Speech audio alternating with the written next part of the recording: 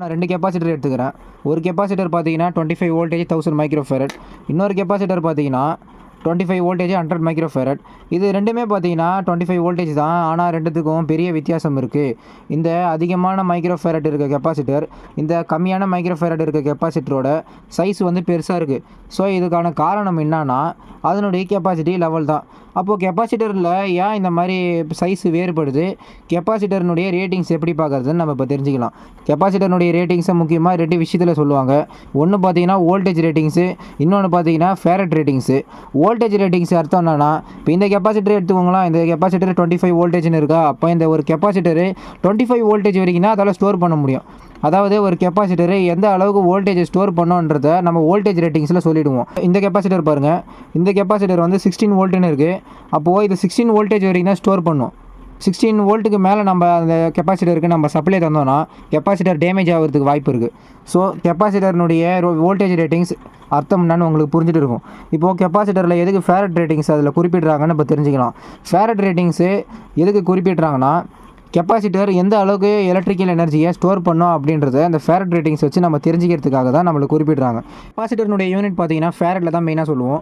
ஒரு ஃபேரட் பார்த்தீங்கன்னா 1000 மைக்ரோ ஃபேரட்னு அர்த்தம். ஒரு கிலோகிராம் எப்படி நம்ம 1000 கிராம்ன்றமோ அதே மாதிரி தான் ஒரு ஃபேரட் 1000 மைக்ரோ ஃபேரட். இப்போது இந்த ஃபேரட்டுக்கு என்ன அர்த்தம்னா, கெப்பாசிட்டர் எந்த அளவுக்கு அதனுடைய இன்புட் சப்ளையை வந்து ஸ்டோர் பண்ணி வச்சுக்குது அப்படின்றது தான் குறிப்பிடுவோம். இப்போ சிம்பிளாக நீங்கள் இந்த 2 கெப்பாசிட்டர் கம்பேர் பண்ணாலே தெரியும். இந்த கெப்பாசிட்டர் 25 வோல்டேஜ் 1000 மைக்ரோ ஃபேரட். இப்போ இந்த கெப்பாசிட்டர் பாருங்கள், அதே 25 வோல்டேஜ், ஆனால் வெறும் 100 மைக்ரோ ஃபேரட் தான். இப்போ இதுலேருந்தே நம்ம உங்களுக்கு புரிஞ்சுன்னு இருக்கும் இதனுடைய சைஸ் கொண்டு டிஃப்ரென்ஸ் ஆகுது பாருங்கள். அப்போது இந்த ஃபேரட் லெவல் அதிகமாச்சுன்னா சைஸும் இன்க்ரீஸ் ஆகும், அது ஸ்டோர் பண்ணுற அளவும் அதிகமாகும். இந்த 100 மைக்ரோ ஃபேரட் சின்ன கெப்பாசிட்டர் பார்த்தீங்கன்னா கம்மியாக தான் ஸ்டோர் பண்ணும். இந்த 1000 மைக்ரோ ஃபேரட் கெப்பாசிட்டர் இந்த கெப்பாசிட்டரை கம்பேர் பண்ணும்போது அதிகமாகவே எலக்ட்ரிக்கல் எனர்ஜியை ரொம்ப நேரத்துக்கு ஸ்டோர் பண்ணி வைக்கும். ஸோ இதுக்கு இதான் டிஃப்ரென்ஸு. இப்போ இதை ஒரு சின்ன எக்ஸாம்பிள் மூலயமா ஒரு எல்இடியை வச்சு இந்த 2 கெப்பாசிட்டர் நான் பேட்டரி மூலயமா சார்ஜ் ஏற்றி டிஸ்சார்ஜ் பண்ணும்போது இந்த பெரிய கெப்பாசிட்டர் ரொம்ப நேரம் டிஸ்சார்ஜ் ஆகிறதையும் இந்த சின்ன கெப்பாசிட்டர் குயிக்காக டிஸ்சார்ஜ் ஆகிறதையும் உங்களுக்கு நான் இப்போ காட்டுறேன்.